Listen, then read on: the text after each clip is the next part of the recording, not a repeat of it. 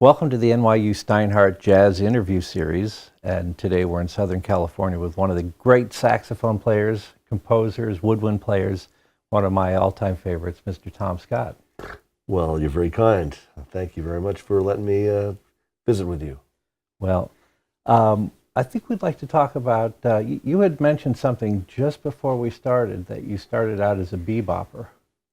I did, yeah, absolutely. I grew up started playing a clarinet originally in 1957, like in fourth grade. And my dad and mom met when they both worked at NBC Radio. They were both very musical.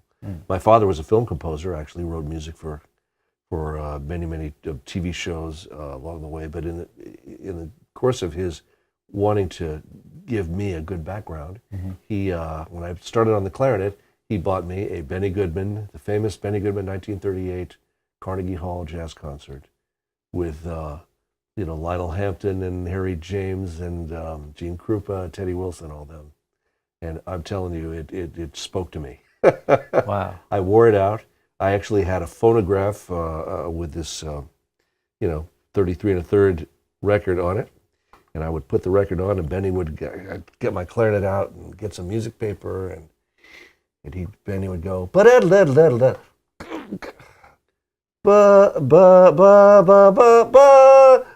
pick the notes out one at a time and then write them down. And I just was, possessed, obsessed. I don't know what word applies best, but I was just way into it. And then, of course, when I entered the seventh grade, it was called junior, it's middle school now, but junior high, I had to get into the Wednesday afternoon big band. The only opening was the baritone sax. And so I became the bari player, lugged that thing around. At that age, it's a lot to carry. But once again, Dad said, "Listen, we want to listen to the best." So he bought me a couple of Jerry Mulligan records, and that was very, very revolutionary to me, hearing him and hearing his. Again, another guy who's not only a wonderful jazz musician on a kind of a weird instrument that not too many people play, but a great composer, arranger. Did you ever meet him? Not only did I meet him, but I got to record with him. He asked me to play on one of his records, which was called K4 Pacific, I think, for A&M. And I got to sit with Bob Brookmeyer and Jerry Mulligan and myself. And they were fantastic with that pianist group they had, where they would accompany themselves and come up with it's almost like Bach jazz, where there's the line and the counter line, and they were so good at it. I'll never forget the very first rehearsal. I'm listening to them; they're doing that thing, and I'm trying to fill in the other notes, trying to the third note of the triad, whatever note's missing, and I'm doing this. Brookmeyer stops and says, "Tom, don't do that." What you do is you find an area, a register, general register, and play, horizontally, play lines, and we'll figure out what to do around you. That's interesting. And it worked like a charm, of course. He was right.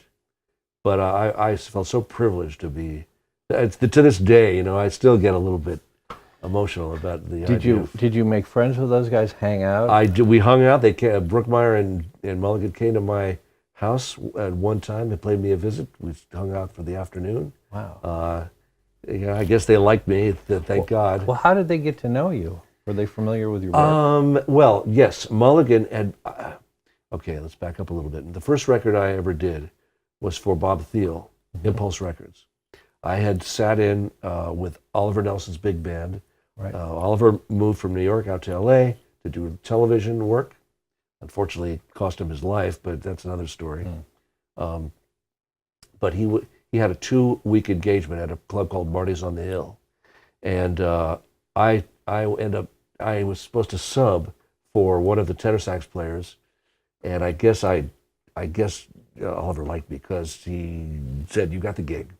So the last weekend of the engagement, Bob Thiel came in from New York. Now again, Bob Thiel, Impulse Records, Coltrane, Eric Dolphy, all these great, great records, great covers, great artist, and it's art to me, you know. Mm-hmm.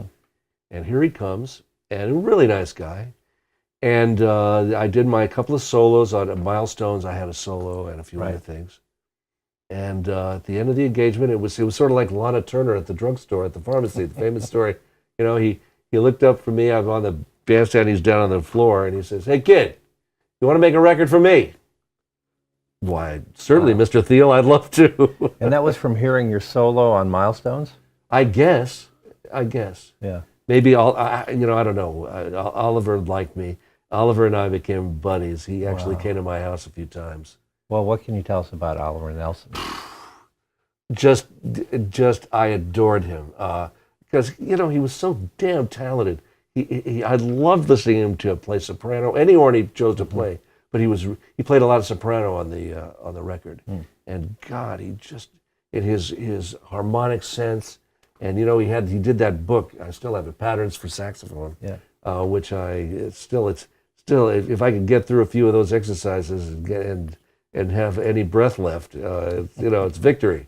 But I just adored him. He was a real cool friend, and I just sucked up his music, all the time. Whatever he was into, it sounded like the real deal to me.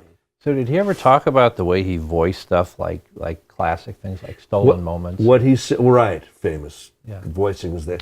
Yeah. Well, what he said was that he really learned a lot of stuff from Duke Ellington, and that the thing that Duke did, that he did in a lot of his arrangements, is that the extended notes, let's say in a C minor 11 chord, you got C, E flat, G, B flat, D, and F. Well, the D and F might be down in the third, fourth tenor part, down there in the meat of the range, and so what it does to I don't know whether it's just the way overtones work, but I mean when you got that half step in there down medium low. I used to play that, man, I played that tenor book, and man, every now and then I come to it, oh God, that feels good. And it was the juicy, extended part of the chord. So I know that was part of his deal. The famous Stolen Moments voicings, we didn't really talk about that too much, but I did, certainly. It was so iconic, and he did, I know I copied him. I know a lot of guys copied that sound. And it was a real blessing that he was in my life. You ever hear his arrangement of a piece called 3 Seconds? Yes, I played it. I have played it, but it's been 45 years. Everything stays the same except the sixth goes up and down. Right. And then Eric Dolphy comes in. Wow. Did he talk about Dolphy? He didn't much. He didn't talk about Dolphy. I knew that a couple of guys who had gone to school with Eric he went to LA City College, and there were a lot of actually fine musicians came out of that program. But I was kind of intimidated by Dolphy, his playing at first, because it was so different and so kind of slightly anarchistic, in terms of he certainly wasn't confined to the normal conventions of the bebop tradition. Right. And it took me a while to come at peace with that. I wasn't, I was not too much into the the so-called avant-garde jazz movement at that time. I had an early Ornette Coleman record that I really liked, but it just, once Archie Shepp and those guys, I just couldn't. I mean, hey, it's all good, whatever they want to do is fine. It just didn't move me. What about Roland Kirk? Roland Kirk was unbelievable. Yeah. Oh, I got to play with it. Oh my God! This is embarrassing. I did not play with him exactly, and this is because in '75 or so, my band, the LA Express, was kind of hot. We went over to play a gig at Ronnie Scott's. Rahsaan Roland Kirk was my opening act. I thought, is this fair, really? Wow. Because he was a monster, and not only all the weird stuff he did, but he was a great tenor player. Yes. Boy. I remember a record called Rip, Rig, and Panic with Elvin, and it's been a long time. But anyway, he just kills on that. He was a monster improviser, very original voice. Wow. And I mean, you play so many instruments. Did Roland Kirk influence you in any way? Like Well, certainly that, whenever I would grab that saxello, that horn, still have it over there. It needs a tune-up desperately. But whenever I would play that, there would be comparisons made to Roland. And I tried a couple of times, with a soprano and a thing, and I don't know. Were you playing the saxello with Don Ellis? I was. Ah. I was, you bet. Wow. And what was Don like? Don was another guy. Now, I met Don when I was still in high school and played with his band. Don was a tremendous influence on me. He was an odd fellow. I'll tell you what, energy to burn. I mean, the guy was just, man, so intense about his music, and wrote a lot of charts. I didn't think he swung too hard, Yeah. but he certainly the theories that he came up with, and he made me think about stuff, doing stuff differently than I would have thought before. I ended up taking 2 classes from him at UCLA, extension course in the summer, and that's where I met Hari Rao, the Indian ethnomusicology teacher. Ended up studying tabla with him for a year, and that led me to ultimately meet George Harrison. I'd met George Harrison having nothing to do with pop music. It had to do with my love for Indian music, and I was on a Ravi Shankar record that he was producing, that George Harrison was producing. I'm skipping around here, sorry. I didn't know that. But when I saw George, he walked right out to me, and it's like, oh my God, it's George Harrison. Wow. For those of you who don't remember or weren't around, the Beatles, how do you describe the special place they had in not only in music, but they were just iconic figures, So George Harrison was just a great guy to meet, and he could not have been nicer to me. He said, "Yeah, you're the guy that studies with Hari, aren't you?" I said, "Yeah." You want to listen to some Indian music in your spare time? I said, "Sure, come on." And I became like Was he George's. living out here? He was living here he was kind of going back and forth, and I became kind of his sidekick for 2 years, 2 or 3 years, and he would fly me back to Henley, Friar Park, and I helped co-produce like 3 of his records. Wow, I didn't know that, Tom. That's interesting. Yeah. But how does a bebop saxophone player? I don't know. How do you get there?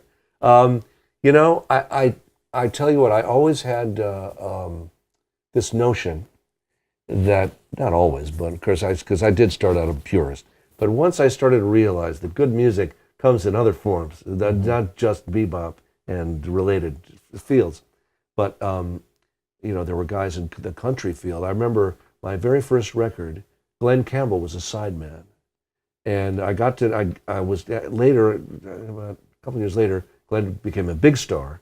He was basically then he was just a sideman. He had a station wagon with glitter saying Glenn Campbell Country. No, he was busy trying to sell himself in those days. But once he became big, I became part of his TV show orchestra, led by Marty Page. Great fun. Gosh. And I realized what a great he brought some country guys on, some pickers that were monsters, just great. And so it kind of expanded. And of course, R&B came on. I mean, once James Brown and God, Aretha Franklin, respect that whole area of music, just changed my life completely. Everything just seemed to expand. So I was of this frame of mind that, you know what, I want to embrace every style of music. Any style of music that's put in front of me, I want to, treat it with passion and dignity and make it the best I possibly can. Can you talk about Marty Page for a minute? He's one of my favorites. Yes, father of David Page of Toto, Yeah, who is still my dear friend. We talk Wow. quite frequently. In fact, I played on the last Toto record, which just came out a few months ago. Marty was he was a taskmaster. I'll tell you, he would get, if he didn't think the guys were phrasing right, he would say, "Come on, guys, you got to tongue those notes." He'd sing the phrase and kind of be nutsy, And then Here You Please arrangements are unbelievably great. The the one that killed me was Art Pepper plus 11, Round Midnight. Thanks to son David, I have the booth part from that session in this garage. Wow. To Round Midnight. All right, cut. Let's find it. Everything stops. It's like looking for a Picasso in my garage. Wow. Wow. Yeah. That's amazing. Yeah. I mean, he had another unique voice, that Art Pepper plus 11. It's Totally. one of the lightest arrangers. Yes. And every note counted. Every note counted, and yet it sounded big when it was supposed to, with a relatively compact group. I mean, that sort of deck sound. You know, one alto, one tenor, baritone, one kind of one of everything. One French horn, one trumpet, one trombone, 3 rhythm. Killed. Wow. He killed. And he wrote, you know, all that great stuff he wrote for Sammy Davis and Mel Torme, and I mean, forget it. Davis in the process of having all that stuff digitized because Marty held on to all of them. So that'll be a great addition to, you know, American music, to have those arrangements available. Oh, absolutely. I know a lot of them are published now. There's a publisher. Yeah, several of them. That's true. That's true. I think they're working hand in hand to get that going. Tom, it sounds like you just took to music early on pretty easily, right? What was that about? Was your father helpful in that, besides giving you instruments and such? You know what? He was very helpful, but not in an overt kind of way. I mean, I didn't take lessons from him necessarily. But of course, when you've got a great composer, and my father was a great composer. What were some of the? You know, John Williams and other guys have told me how much my father meant to him. What was what? What were some of the themes he had written? Well, he didn't write a theme that you'd know offhand, but he wrote a lot of background music. He wrote all the background music for Lassie for 12 years. Wow. Its last 12 years on the air. Now, in the previous years, they used a lot of kind of orchestral can music. If it's in color especially, it's probably my father's music. And you can recognize it immediately because, for one, he has this distinctive, passionate kind of melodic quality to all of his music. But two, he did it with the most budget conscious orchestra you can imagine. The strings were 6 violins and a bass.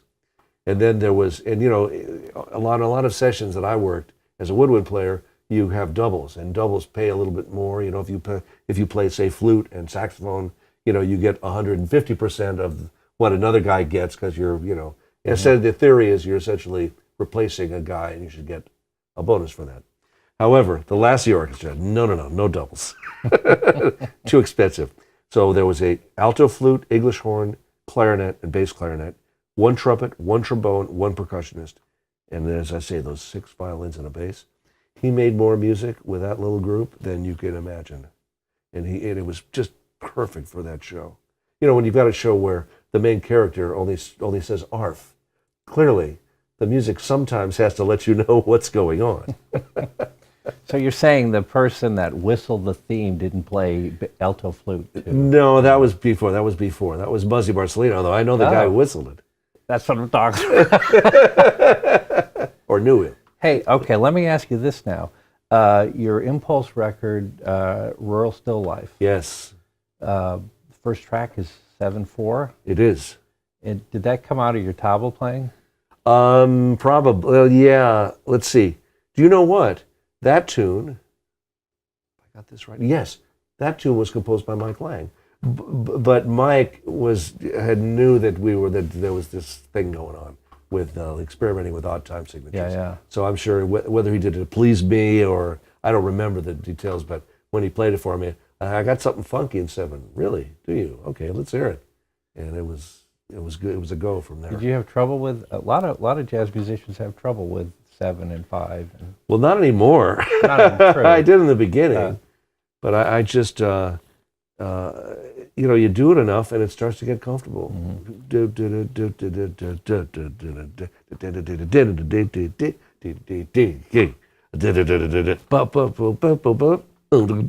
mean, it's just, once you get that kind of thing going, and of course, the rhythm studies I did with Hari Harao were very, very helpful. Oh, yeah. In fact, shall I do one demonstration of one? This is a thing called a tihai. A tihai is, in Indian classical music, the thing that ends a piece. I mean, it's pretty. I think it's pretty much a given. And the definition of a TI is a phrase that is played 3 times at the end of a piece.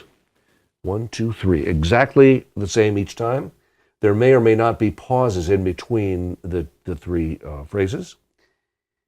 And it could be anything. But whatever it is, it must, the last beat of the last phrase has got to end on the downbeat. So oftentimes in Indian music, without knowing this particulars, you'll hear because they're going like lightning by the end of this. They start slow and build, you know. Boom!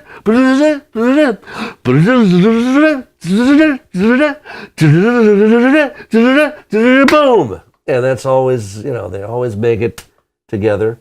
The fact that they know back, you know, 2 minutes preceding that they're going to start this thing and it's going to end, that comes from a lot of playing together. Ala Raka and Ravi Shankar used to do things that were just phenomenal. Yeah. But I'll give you an easy, relatively easy example of a TI that takes place within, in our Western culture, let's say 4 bars of 4/4. Now, I will represent the 4 bars of 4/4. This is something they showed me, and I use this all the time, and especially if I'm having to count bars in an orchestra. Mm-hmm. They use their thumb as a pointer, and this is 1, 2, 3, 4. Your next finger, 4th finger, 5, 6, 7, 8. The middle finger, 9, 10, 11, 12, 13, 14, 15, 16. How convenient. 16, you know, there's a unit we use all the time in our music. So this is a TI. So I'll be counting, and when I get 13, 14, 15, 16, 17, that'll be the downbeat of this 4/4 thing we're in, this 16-beat cycle that we're in. And the thing that I'm going to do 3 times is a group of 5, a group of 7, a group of 9, and a group of 11. Now, I could go 1, 2, 3, 4, 5, 1, 2, 3, 4, 5, 6, 7, but that would be stupid. So I'm not going to do that. They use Indian syllables. 5 is tarakita-da. 7 is tarakita-takada. 9 is takatarakita-takada. And 11 is kidnakatarakita-takada. So, with that in mind, ladies and gentlemen, the 5, 7, 9, 11 TI.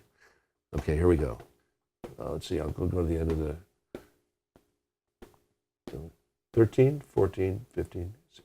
Tarakita, tarakita, tarakita, kidnak tarakita, tarakita, tarakita, tarakita, kidnak tarakita, tarakita, tarakita, tarakita, kidnak tarakita. Thank you very much. Excellent. Thank you. I was going to say, you take requests? It's funny, here right in there somewhere, I still have the notes, the notebooks from that year. And there's still things that I stumble over. And the hard thing is the verbalization. It takes some practice. Yeah. But it certainly beats, Arabic numerals. Yeah. Wow. All the heck.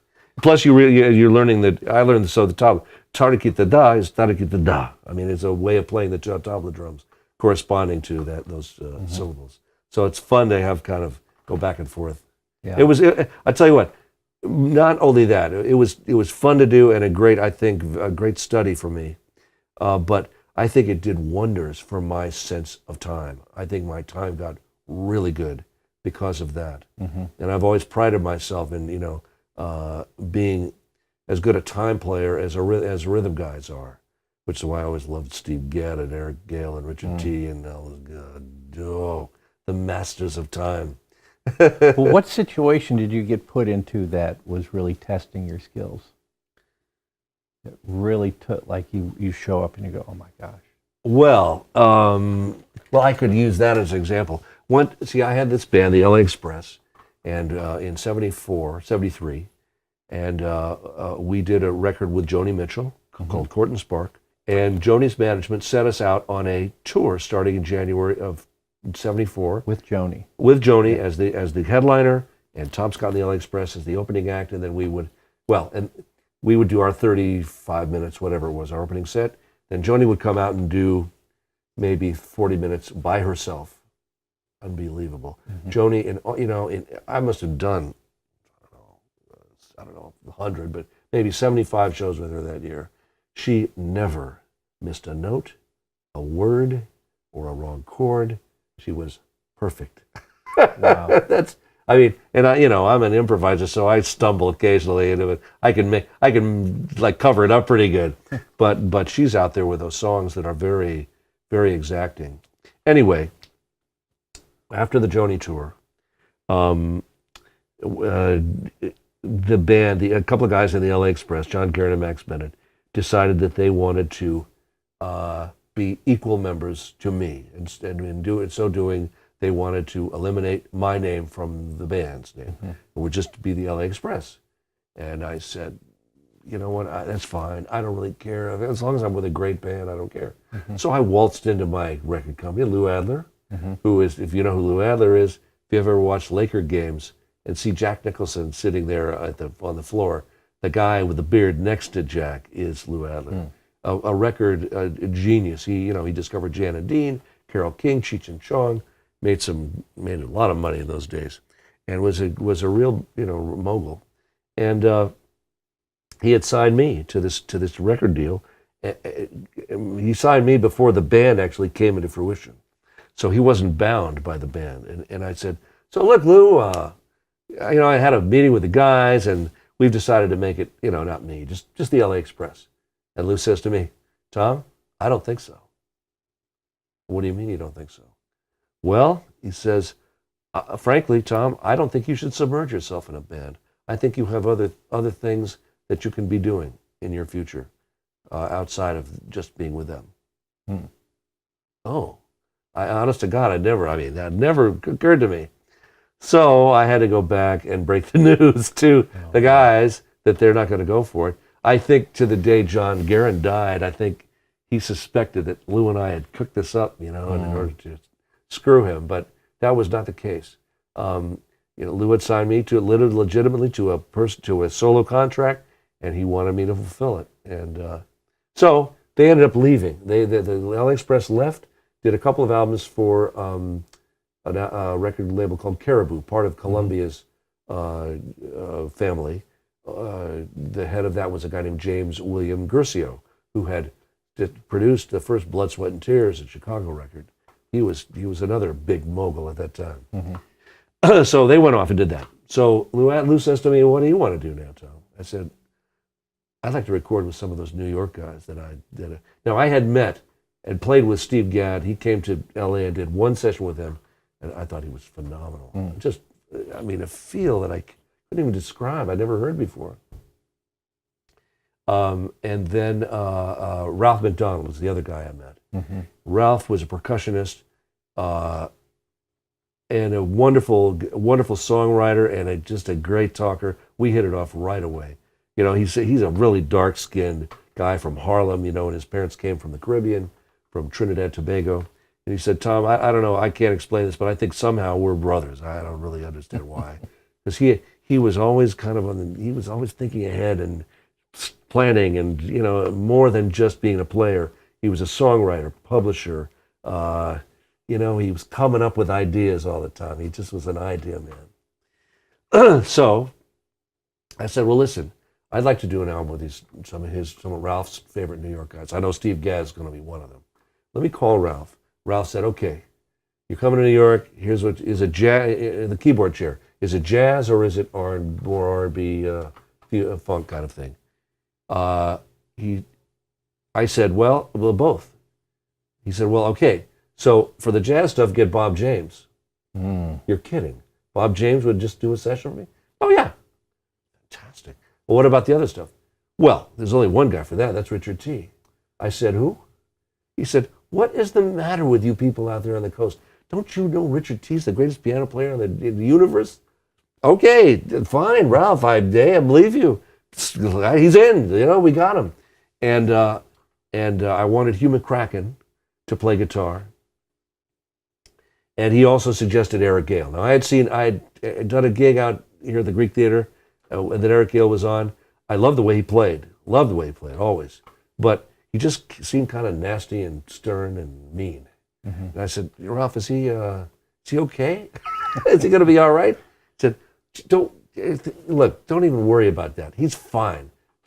It'll be great. So that was the band. We got, Ralph and Steve Gadd, Hugh McCracken, Eric Gayle on guitars. Bob James alternating with Richard T. on keyboards. The bass player was the guy who played with Bob James, who was a wonderful player. However, he was not real popular with the other guys. He was kind of weird and different. He was a black guy, very well-spoken, dressed well and everything, but he was kind of a religious fanatic. What was he? Seventh Day Adventist or something like that. And he just wasn't one of the party guys like all these other people. And by being party, I mean we partied hard in those days. I'm ashamed to say, but anyway. I'm still alive, so there you go. I made it. So I walk into that studio that first day, Tuesday, and I can't even begin to tell you what a thrill it was. I had written, I had not completed all the tunes. There were a few tunes that were, a couple of tunes were complete. I had Ralph do one. I asked Richard to do one, and the others I had to, like lead sheets, basic structures. And I thought, let them. I want to see what they do. And maybe there'd be a turnaround figure and a bridge and a thing and an out chorus, something, but not filled in. And boy, what those guys gave me back! I mean, the tune wrote itself after I listened to those tracks a couple of times. It was awesome. The other thing I noticed was that Steve Gadd, he was in one of those penalty booths like they have in the studios, and I'm in the room and we've all got phones on listening, and there was this tune called Uptown and Country, and I look over at Steve, and he looks like he's doing this. Like, how can that? Is that swinging that hard? Really? How can you do it with that seemingly little effort? Right? Mm-hmm. I walk in the booth for a playback. It's like romping and stomping. You can't believe, because these guys taught me that when it comes to drums and percussion as well, you don't have to smack the drum. In fact, it's counterproductive to smack the drum. You don't get as much tone out of the drum. If you don't play it as hard and maximize the tonal quality of that head. That's where you get the music. Ralph, I looked at Ralph because most conga players I had met at the time had big monster calluses, the Latin guys. Ow. But he doesn't even have any calluses. He says, I play like this. So that was a huge lesson for me. Quiet fire, he used to call it. Wow. Interesting. Speaking of drummers, we just left Peter Erskine's house. And Peter told me the first time he met you was when he was his first rehearsal with Weather Report. That's right. I was See, I went from George Harrison and became Jocko's buddy. Oh. I just palled around with all the cool guys.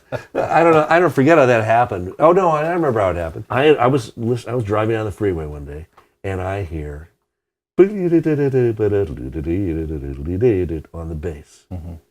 I listened to this thing, and it was like, who in the hell is this guy? And the DJ comes on and says, the jazz station here, and says that was Jaco Pastorius. Man, I've never heard of him before, but boy, oh boy, he is killing it.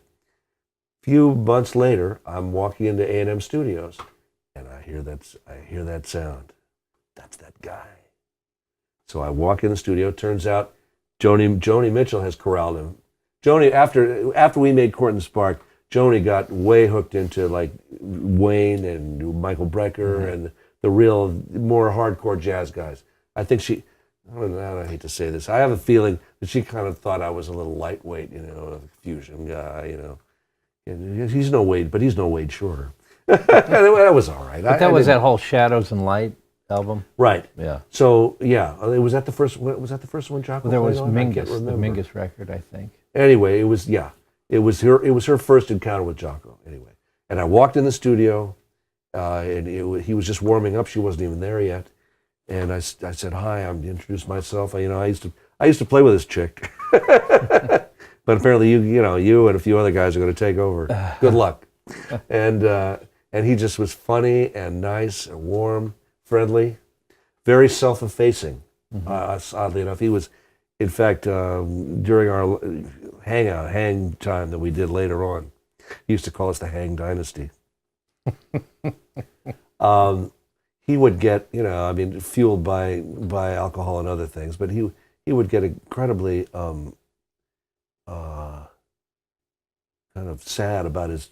He wished he could do more, and he didn't feel he was adequate somehow. It was like, Jonko, you have changed the world of bass forever. Mm-hmm. You know, the very few people can say that. You know, you should be proud of what you've done. Yeah, but Tom, you know, like you play the saxophone. I tried to play the saxophone once. I sucked. So what? Who cares? Who cares? Wow. Anyway, but I caught him fortunately at a good time at 75, 6 right in there. And he was athletic. We went to the beach a few times, played volleyball and threw frisbees around. We had a good time. He was healthy. He was healthy. Yeah. You betcha. Wow. Yeah, it was nice. And did you stay in touch over the years? I lost touch because he moved Yeah. away, and it was on tour, and it's hard to connect with guys who are on tour that much. Well, Tom, I know the answer to this already because I've just met you, and you're very personable, very easy to hang out with. And is that part of the secret for working in the business? I think so. You know, I mean, look, let's face it. I played on. You know, I can tell you this because I had to count them up for my website. I've played on almost 500 things, projects, records, starting in 1967 or so. And many of the people that I worked for and with were musically illiterate. Mm-hmm.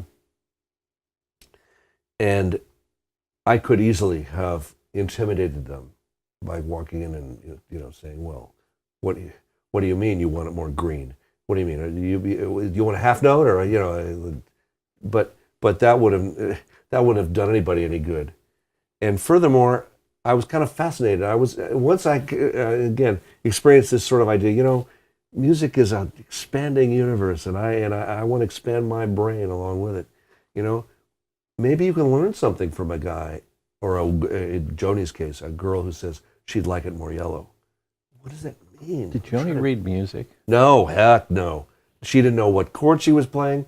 She was complete musical illiterate. It didn't seem to care. That's the part. See, I was always, you know, once I got the fever, I wanted to know every aspect of chords and inner voicings and stuff. My dad was a guy who was way into contrary motion. Mm-hmm. And he said, you know, if you've got a group of chords like this, and, you know, you got the lead line as part of this, is the top voice of that chord. Try to find a line in there in the middle somewhere, an interesting line. An interesting line from a sort of horizontal standpoint, mm-hmm. and give that to the, you know, English horn or somebody. And what it does, it gives the music a dimension that you just can't imagine. But anyway, Joni was not at all illiterate. George could write out chords. George Harrison could write out chord symbols, but he wasn't. He was far from a music student. You know, these people, it's all instinct with them, mm-hmm. and they don't seem to. It doesn't bother them that they don't want to know about this stuff. Wow, that's really something. Now, your attitude was probably helpful when you were trying to get theme songs like Starsky and Hutch, stuff like that. Well, I'll tell you had to happen to mention that particular one. There's a story that goes with that, which I'd be happy to tell you. Okay. If we've got the time. We leave tomorrow night. One of the great studio players in the 70s was a pianist named Artie Kane. One of those guys who could read, as we used to say, fly shit, and read anything you could put in front of him. And he was very busy. He worked for Dave Grusin and Michel Legrand and Barbra Streisand, and he was hot, you know, way hot. And he came up to me one day at a studio and said, "Listen, Tom, you know, I'm dating Jack Benny's daughter." I said, "Oh, really? Well, congratulations." He said, "Well, that's why I told you this. She has about a 11, 12-year-old daughter who goes to an all-girls school in Bel Air, and they have this career day thing. And I thought you might be a good person to go in there and do a career day demonstration." I said, "Sure, I'd be happy to do it." So I go to this all-girls school. You know, it's a room full of classes of young girls, all about, you know, middle school age. And at the time, I had just done, this is prior to Joni, I think, I had just done Jazz Man, which was 73, right, with Carole King. And I still had a reel-to-reel tape of Carol singing the tune without any saxophone on it, right? So I brought my reel-to-reel in and played this thing, and here's what it sounds like without me, and here's what it sounds like with me, and just did my whatever demonstration I did at that time. That was all well and good. A few months went by, and my film agent, Al Bart, called, and he says, Tom, did you do something at a girls' school recently? I said, yeah, I did a demonstration for some young girls in Bel Air. He says, well, the father of one of them is a producer of this new show called Starsky and Hutch. And the subject of the musical theme came up. And apparently his daughter recommended you very highly. Oh my gosh. You want to do a demo session for them? Sure. If I'm not going to get the gig based on my merit, I'll take it any way I can get it.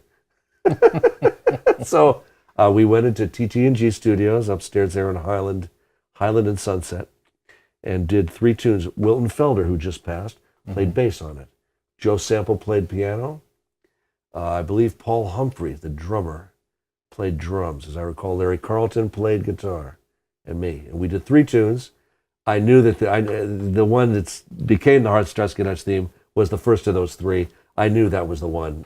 I mean, doing the other 2 was just sort of, just here's a little something. You're not gonna want any. You're not gonna like as much as that first one. So ended up recording the theme. Then there was another little incident regarding the theme. I got called into the lawyer's office at Spelling Goldberg. Aaron Spelling and Danny Goldberg, I think, were the 2 producers of Starsky and Hutch. And I didn't know why he'd called me in. And he says, listen, we understand you're going to do a record and you're going to include the Starsky and Hutch theme on it. I said, yeah. He says, well, we think it fair that because of the wonderful opportunity we've given you to have written this theme at all, that you should split your artist royalty with us. Oh my gosh. I go to Lou Adler and I tell him this, and he says, really? So what he did was, when the Starsky and Hutch theme came out on my record, we retitled it Gotcha, theme for Starsky and Hutch. And he claimed the publishing on it. And he said, let them come after me. I'm waiting for them to come after me. I don't think they ever did. So you're saying this business is not What have we learned today, kids? Well, yeah, it's full of a lot of greedy people, and that's the upside. So what have you learned from, let me ask this, I mean, all these issues you've gone through, business, would you have traded it for anything? No, absolutely not. I would have done my business a lot better because unfortunately, my marriage has cost me dearly. My first 2 marriages cost me very dearly. And, but look, whatever it took to get me where I am today, I am happier right now in my life than I've ever been. And although there's not nearly as much work as there used to be, I actually feel I'm a better player now. I make better choices now musically because I've got the benefit of all these years of having done all this other stuff. And, experience does help. It's good. What was it like in those years where your records were big and you were touring and you were the headliner? It was very heady, very heady. I can tell you that the experience with George Harrison tour was totally surreal because he was so idolized that and we played. Bill Graham produced the tour. I love Bill Graham. God, he was a great guy. I still miss him. He was a real music lover, had a great deal of passion, and helped us with that tour enormously, even against George's wishes, because George didn't want to be a Beatle. Bill Graham and the public generally wanted, of course, the Beatles to get back together more than anything. George, that's the last thing he wanted. In fact, he told me to tell Bill, look, these are the tunes we're going to do. If people want their money back, they can have it. And I had to go and tell Bill Graham that. Wow. Oh, boy. being the intermediary that I have become. But anyway, what were we talking about? Did you meet any of the other Beatles? I did. I met John. In fact, more than I met John when he was with May Pang. Wow. Because they were a couple in '74. I thought she was great. May Pang and I became a couple twice. Wow. Later on. But two things kept us, I think, from. She's a great girl, great lady. I really like her a lot. God bless her. But the main thing that's kept us apart permanently is that she is a dyed-in-the-wool New Yorker, and I'm a dyed-in-the-wool Southern Californian. Somebody's got to give, and it wasn't going to be either one of us. Wow. But anyway, I met John, met Ringo, played on Ringo's first record, his solo record called Ringo. And of course, Paul, I met him and Linda on the same day when I played on a little tune called Listen to What the Man Said. Wow. Yes. Which was another really nice thing. They called me in. I got a call to, Paul McCartney's here in the studio in L.A., and he wants to have you play a solo. Great. Well, what's a good time? He says, what are you doing now? I guess I'm on my way to see Paul McCartney. So I drove down to Hollywood, and I walk in, and there's Paul at the console, and Davy Jones, Tony Orlando, maybe Mickey from the Monkees, maybe too, maybe Mickey Dolenz, somebody else. I don't know. Like the the file of the followers, the disciples. And I walk in the room where where I'm going to play. It's a small room. Had a little upright piano, and there's Linda McCartney. And she's playing something, and she looks at me. Oh, yeah, you must be Tom. Yeah, hi. She was so sweet and so nice. And she says, I've been practicing because Paul wants me to, be in this band. And she says, I really don't want to, but he wants me to, so I'm trying to get better. She says, I've been practicing, and she played this little passage for me, saying, I'm trying to, I think I've improved a little. What do you think? It was so sweet of her to share that with me. She was really nice. Wow. I really liked her. She was very unassuming and very easy to talk to, Because I've heard various stories of, listen, famous people, everything is said about them. Some of it true, some of it not. But I have nothing but good things to say about her. Mm. And another one, Whitney Houston, by the way, who obviously died a very tragic death, but I will tell you, I played on her first record, a tune called Saving All My Love for You. Now, she wasn't in the studio when I did it. Michael Masser was the producer, and we went ahead and did the session, which was agonizing because Michael Masser has you play 3,600 times until you just have no more idea. The best ideas you were back half an hour ago, and what are we doing here? But he just one more. Eventually it's like, fuck you, I'm out. No, I don't have any more ideas. And I've got some good ones back there if you go listen to them.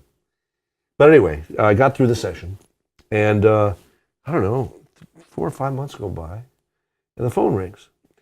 Hello, is this Tom? Yes. Well, you don't know me, but my name is Whitney Houston. You played on my record. Oh, yeah, I remember. Yeah, hi, how are you? What can I do for you?